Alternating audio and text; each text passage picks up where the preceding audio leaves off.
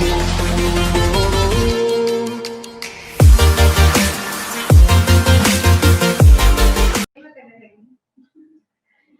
alaikum, girls. Properties of the least square line. First property is the sum of residuals is zero. That is summation ei is equal to zero. चलिए फिर हम ये properties ही discuss करते हैं ताकि आपका मजीद इसमें एप्लीकेशन जो हम करेंगे वो इसी में से आएंगे. ठीक है, पहली आप देखिए फर्स्ट क्या है property, sum of e i is equal to zero. और ये हमने इसमें प्रूव किया था कि पहला कॉलम आपने बनाया, एक्स और वाई तो गिवन होता है आपको, ठीक है ना, एक्स भी गिवन है और वाई भी, आपने वाई हैट बना लिया, इसके इक्वल है ए प्लस बी एक्स के. इसके बाद आपने इन दोनों का डिफरेंस लिया और जब इन दोनों का डिफरेंस है तो वो ई आई के इक्वल है, e is equal to y minus y hat. ठीक है, अब आपका इसमें ये जो कॉलम है y माइनस वाई हैट, इसका जो सम है और जो y का सम है समीशन y है, बोथ शुड बी इक्वल. ठीक है, इक्वल होने चाहिए. और जो ei का सम है, जो रेजिड्यूल्स इसको हम कह रहे हैं, दिस इज रेजिड्यूल. ठीक है, और ये रेजिड्यूल्स का सम जो है वो जीरो के इक्वल होता है. तो फर्स्ट प्रॉपर्टी है sum of residuals is equal to zero. दूसरी प्रॉपर्टी है y का सम और y हैट का सम, दोनों कॉलम्स का सम इक्वल होता है. थर्ड प्रॉपर्टी है आपने मीन कैलकुलेट करना है इस गिवन कॉलम का. गिवन कॉलम जो आपका है वो y का कॉलम है और इसका सम जो है समीशन y आएगा. इस समीशन y से आपने y बार कैलकुलेट किया, y bar is equal to summation y by n. अच्छा, अब आपका ये जो मीन आया है और दूसरा मीन आपने कैलकुलेट करना है इससे, y हैट क्या जो सम आया है इससे मीन कैलकुलेट किया, वो क्या होगा y hat bar, this is equal to summation y hat, और इसको भी आपने n पे डिवाइड कर दिया. Both means should be equal, दोनों रिजल्ट्स की इसकी थर्ड प्रॉपर्टी है. ठीक है, अच्छा एक आपने रेजिड्यूल्स तो कर लिए, रेजिड्यूल्स का सम किसके इक्वल आया, शिफा ने अभी बताया है कि इन्होंने सॉल्व किया और इसका रिजल्ट आया जीरो के इक्वल. ठीक है ना, अब आपने एक कॉलम इसके बाद और बनाना है और वो कॉलम बनाना है ई आई स्क्वायर का. ई आई स्क्वायर का जो आप कॉलम बनाओगे ये होगा सम ई आई स्क्वायर. इस सम को कैलकुलेट जब करेंगे तो ये एक एक्सप्रेशन के इक्वल होता है और वो एक्सप्रेशन क्या है, समीशन वाई स्क्वायर माइनस ए. ए वही एक आपका एस्टिमेट है जो आपने अल्फा का एस्टिमेट निकाला था, y hat is equal to a plus b x वाला. ये सब्स्टिट्यूट किया, समीशन वाई आपके कॉलम्स में गिवन है उसका सम, बी भी आपका एस्टिमेट है बीटा का, और समीशन एक्स वाई भी आपने कैलकुलेशंस के लिए किया होगा. और एक कॉलम आपको एक्स्ट्रा बनाना पड़ेगा समीशन वाई स्क्वायर का. ठीक है, इस कॉलम को बनाने के बाद इन सबको सब्स्टिट्यूट करें तो जो रिजल्ट आपका राइट हैंड साइड का आएगा वही रिजल्ट आपका लेफ्ट हैंड साइड का आएगा. और लेफ्ट हैंड साइड कैसे आएगी, जो ई आई का कॉलम यहाँ पर गिवन है उसका स्क्वायर इसमें बनाना है ई आई स्क्वायर में. चलिए ठीक, चलिए अब एक बात दोबारा आपको बताती हूँ, व्हाइट बोर्ड पे बता देती हूँ. ठीक है, फर्स्ट प्रॉपर्टी आपकी क्या थी, summation e i square equal to zero.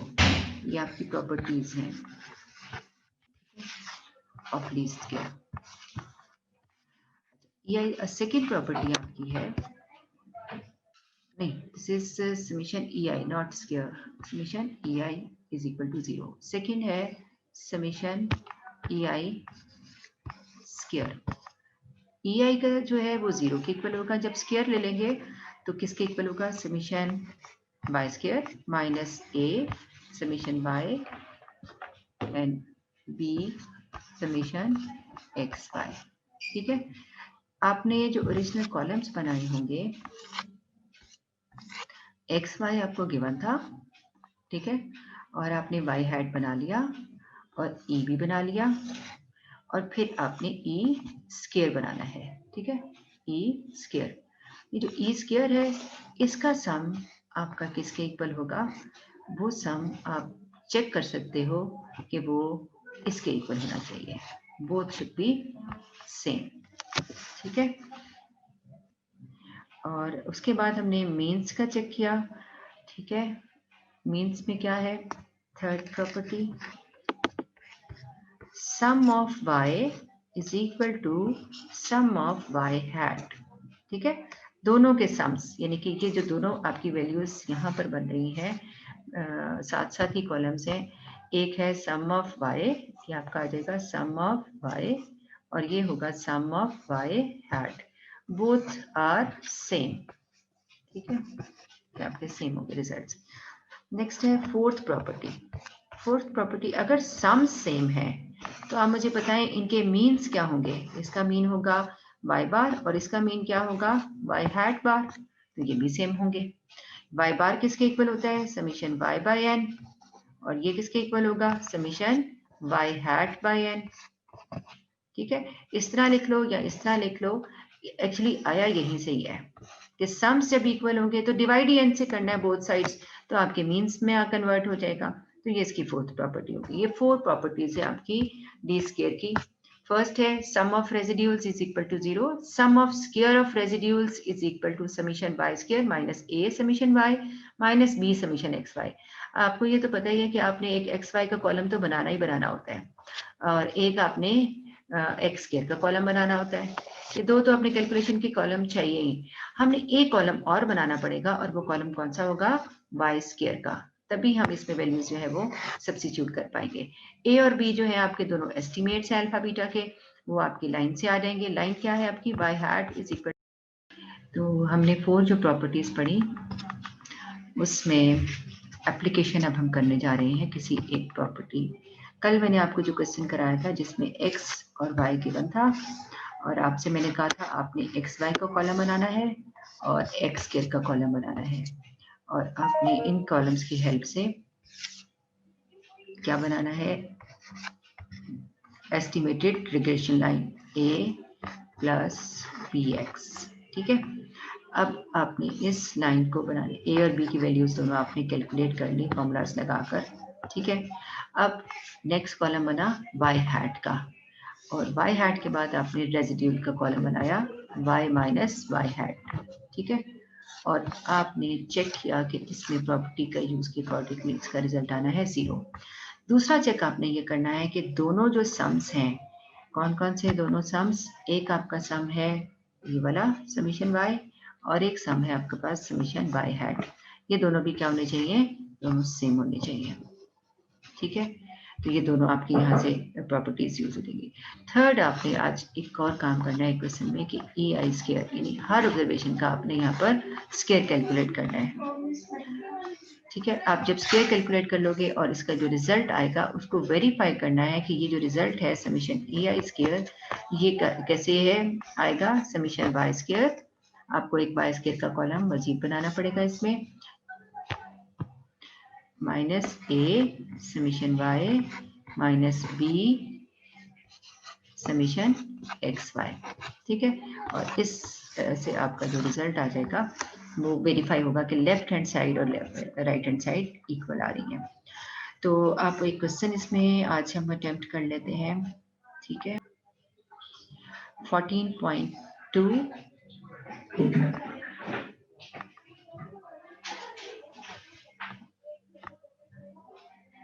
इसमें आपको x और y दो वेरिएबल्स गिवन है। Determine the least square regression line taking x as independent variable. ठीक है जी, ये इंडिपेंडेंट हो गया आपका, ऑब्वियसली y जो है वो डिपेंडेंट वेरिएबल होगा। ठीक, आपने रिग्रेशन लाइन के लिए दो कॉलम्स बनाने होते हैं, एक्स वाई का और एक्स स्क्वायर का। इन्होंने हॉरिजॉन्टली कॉलम्स बना लिए हैं वर्टिकली की बजाय, तो ये कॉलम्स बना लिए। अब आपके पास y hat is equal to a plus b x, ये जो एक्सप्रेशन आपने सॉल्व कर लेना है। ए और बी के जो वैल्यूज हैं वो आपके एस्टिमेट्स होंगे अल्फा बीटा के, ये ऑब्टेन कर लेने हैं, और फॉर्मूलाज के बाद आपने बी पार्ट की तरफ आ जाना है। Find the estimated value of for given values of x and show that, एक आपने चीज शो करनी है ये। इसके बाद आपको एक कॉलम बनाना पड़ेगा वाई हैट का।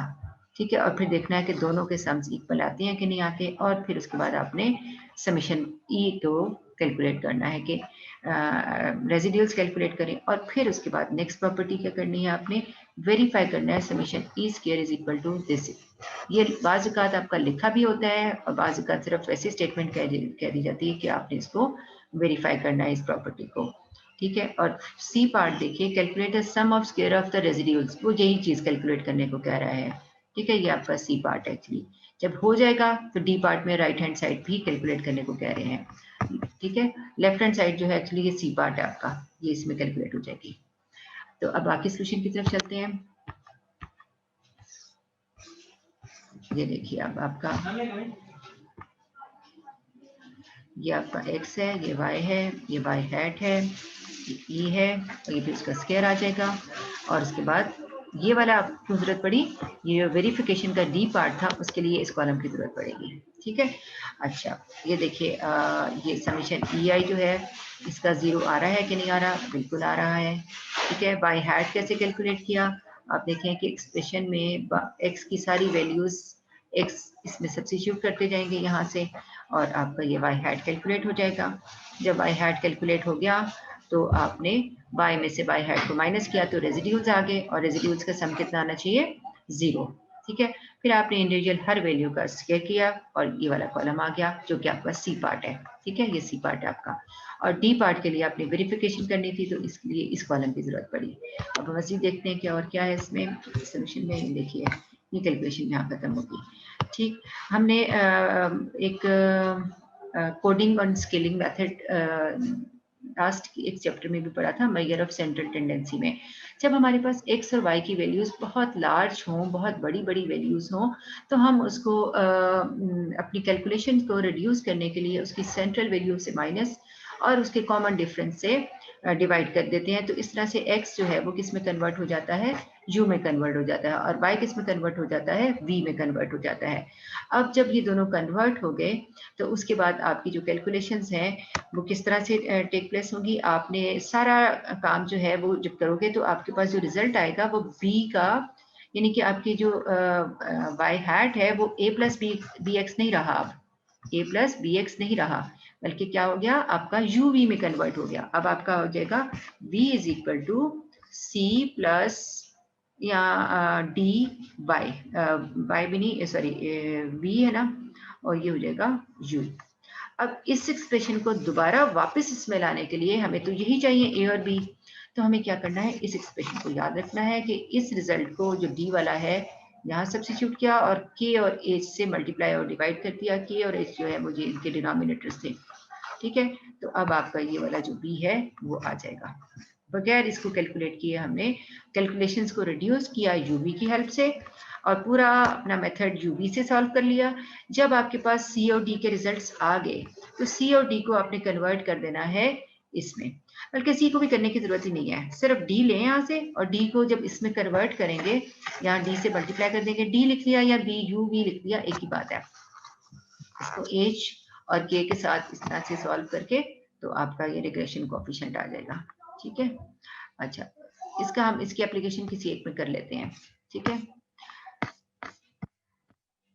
ये देखिए ये 14.3 एग्जाम्पल है। इस एग्जाम्पल में देखिए क्या है कि आपको x और y की वैल्यूज दी हुई हैं, ये x है और ये y है, और क्वेश्चन के स्टेटमेंट में कह दिया है कि रिग्रेशन लाइन आपने इसको यूज करके फाइंड करनी है।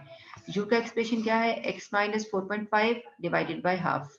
ठीक है, और इसी तरह से आपका नेक्स्ट एक्सप्रेशन क्या है, जो उसका है v का, अच्छा v का एक्सप्रेशन नहीं है, सिर्फ एक एक्सप्रेशन दिया हुआ है, सिर्फ u का दिया हुआ है, v का एक्सप्रेशन नहीं दिया हुआ। जब ना दिया जाए तो फिर आपने क्या करना है, इसको कंसिडर नहीं करना, इसकी जगह आपने y को y ही ले लेना है। अभी आप देखें कि y को कन्वर्ट नहीं किया, सिर्फ x को u में कन्वर्ट किया है, y यहाँ पर एज इट इज आ रहा है। ठीक है, तो जहां पर आपका uv आना चाहिए था वहां पे u y आ गया है, और यहाँ पे u स्क्वायर। अच्छा, तो ये ए बी के रिजल्ट्स आ गए आपके पास। ठीक है, और फिर आपने उसमें उसको सॉल्व करने के लिए, लेकिन ये एक चीज और देखनी थी। हाँ, ये जो बी आया है ना आपके पास, बहुत इंपॉर्टेंट बात है ये जो बता रही हूँ, ये जो बी आया है ये रूटीन का बी बाय ऑन एक्स नहीं है, हमें बी बाय ऑन एक्स चाहिए होता है। क्यों, क्योंकि आपका ये जरा गौर से सुनिएगा बात, y hat is equal to a plus b x, है ना, y डिपेंड कर रहा है किस पे, x पे। जब y x पे डिपेंड कर रहा है तो हम यहाँ पर इसका सबस्क्रिप्ट लिखते हैं yx, ठीक है। yx क्या शो करता है, y is depending on x, जबकि यहाँ पर जो एक्सप्रेशन है ये वाला b, ये क्या है, y डिपेंड कर रहा है किस पे, जी बताइए किस पे डिपेंड कर रहा है इस एक्सप्रेशन में, y नहीं, y किस पे डिपेंड कर रहा है, u पर, u पर y किस पे कर रहा है, u पर। अब b का जो सबस्क्रिप्ट होगा वो यहाँ पर y hat is equal to a plus b तो आएगा, लेकिन b के साथ क्या लिखेंगे, y ऑन u, ठीक है, और साथ u आ जाएगा, ठीक है। अब b y ऑन u आया है, हमें तो b y ऑन क्या चाहिए होता है, x चाहिए होता है, ऐसे ही है ना। तो फिर इसके लिए आपको क्या करना पड़ेगा, ये काम करना पड़ेगा जो लास्ट में इन्होंने किया हुआ है। एक बार मैं दोबारा रेज करती हूँ, ये देखिए जरा दोबारा से देखिए कि हमें एक्चुअली y ऑन u नहीं चाहिए था, हमें रिजल्ट फाइनली क्या चाहिए, y ऑन x ही चाहिए। अब जब y ऑन x ही चाहिए तो आपने क्या करना है, पहले y ऑन u कर लिया और फिर उसको कन्वर्ट कर देना है x में। पहले स्टेप पे क्या किया, y ऑन u कर लिया, और दूसरे स्टेप पे क्या कर लिया, आपने उसको x में कन्वर्ट कर लिया। यहां तक जो आपका रिजल्ट आया ये वाला, ये किस में आया है, y ऑन u, ये पहला स्टेप है आपका।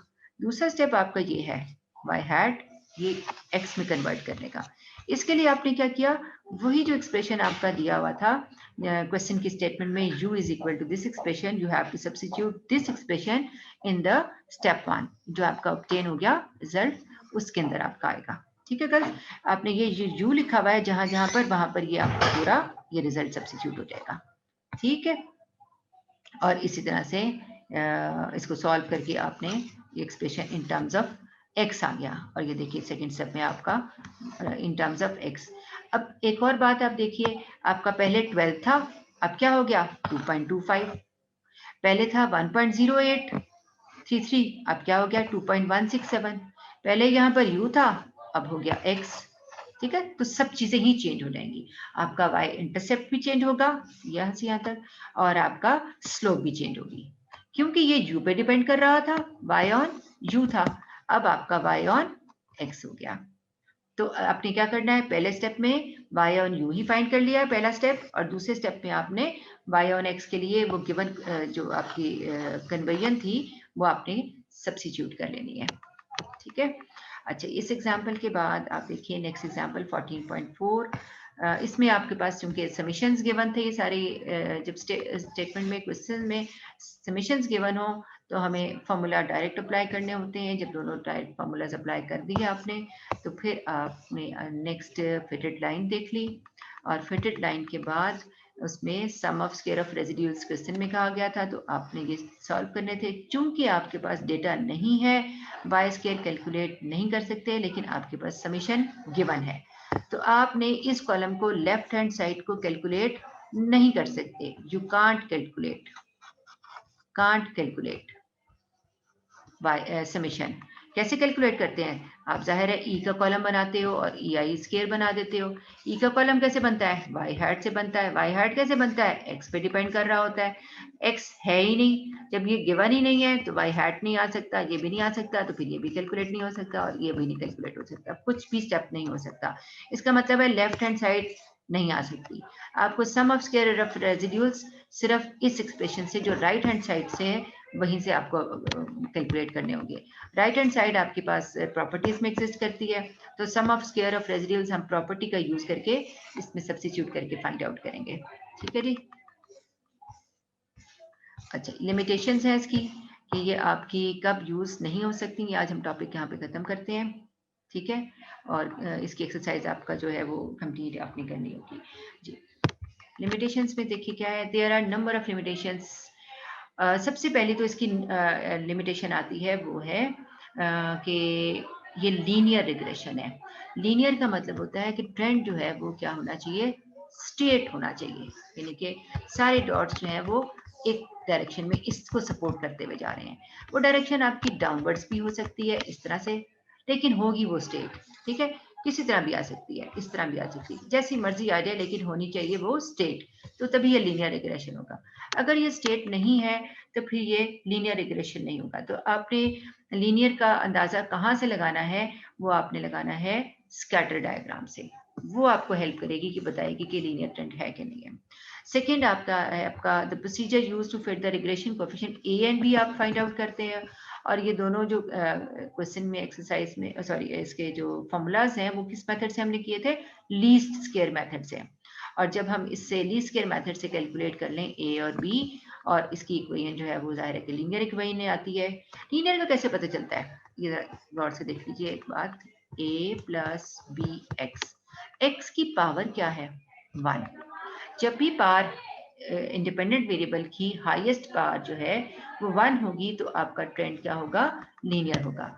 अगर यही यहाँ पर लीनियर की जगह पर वो 1 की जगह पर 2 आ जाता है तो अब ये लीनियर नहीं रही बल्कि क्या रही हो गई, क्वाड्रेटिक। ठीक है, क्वाड्रेटिक। तो आपका जो ए और बी की वैल्यूज हैं वो आपने कैलकुलेट की और ये आपको लीनियर इक्वेशन दे रही है। ठीक है, और इसके लिए बेस्ट फिट के कैसे पता चलता है, आपका आना चाहिए सम ई आई इक्वल टू 0। अगर ई आई 0 आए और सम ई आई स्क्वायर लोएस्ट आए, मिनिमम आए, चलिए यहीं पे बताते हैं। आपका जो है एक इक्वेशन आपने फिट की इसमें, उसका नाम था y hat is equal to a plus b x. ठीक है, एक आपने इक्वेशन फिट की a plus b x plus c x square. अब हाईएस्ट पावर क्या होगी, स्क्वायर, ये क्वाड्रेटिक इक्वेशन होगी। ठीक है, क्वाड्रेटिक।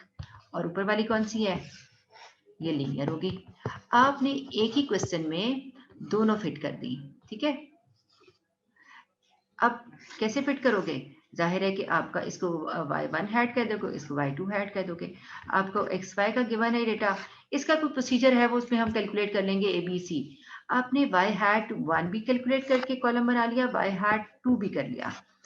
y हैट 1 जो है उससे आपका E1 आ जाएगा। E1 क्या होगा आपका y माइनस वाई हैट 1। और E2 कैसे आएगा, यहाँ पर मैं आगे बनाती हूँ E2 कैसे आएगा, which is equal to y minus y hat 2। इस वाले से, सेकेंड वाले से बनाया।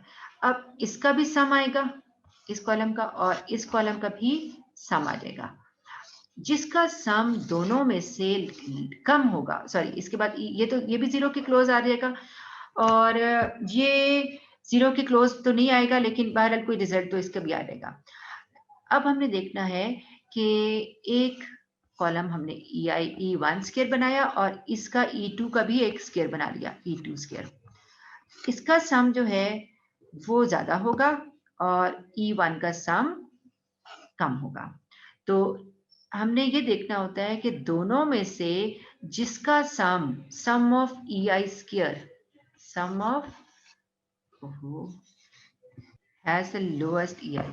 लोएस्ट का मतलब है हमने जितने भी लाइंस एक ही डेटा के ऊपर डिफरेंट लाइंस फिट कर सकते हैं, लीनियर भी कर सकते हैं, उसी डेटा के ऊपर हम क्वाड्रेटिक भी कर सकते हैं। तो फिर जिसका ये लोएस्ट होगा वो उसका बेस्ट फिट होगा।